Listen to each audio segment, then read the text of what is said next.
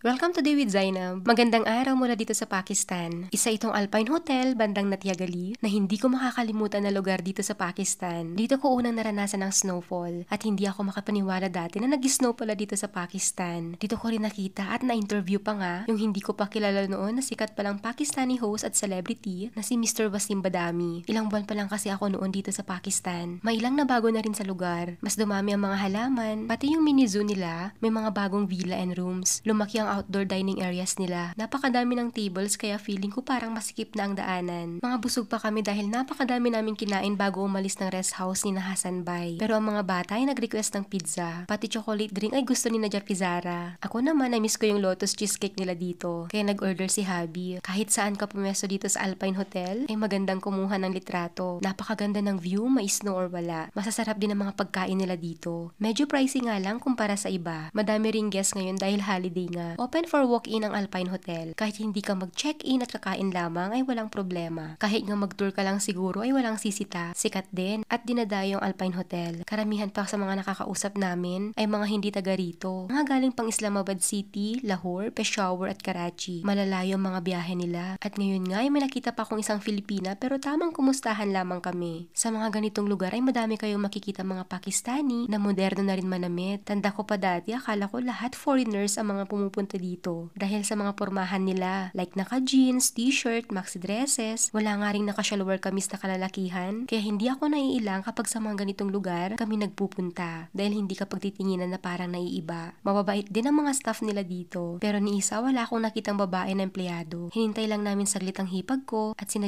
Izara, dahil kung saan-saan na nagpunta ang aming prinsesa. Nag-aya nang umuwi si Habi, tumawag si Hassan Bay at sinabihan nga kaming sobrang traffic bandang Harnoy. Inabot daw sila ng almost 1 hour doon sa dami ng mga tao at sasakyan. Sa daan nga ay may mga ilang grupo pa kami nakita na mga nagpipiknik sa gilid ng mga kalsada, may mga pamilya at mga magkakaibigan. Hanggang sa muli, Allah Hafiz!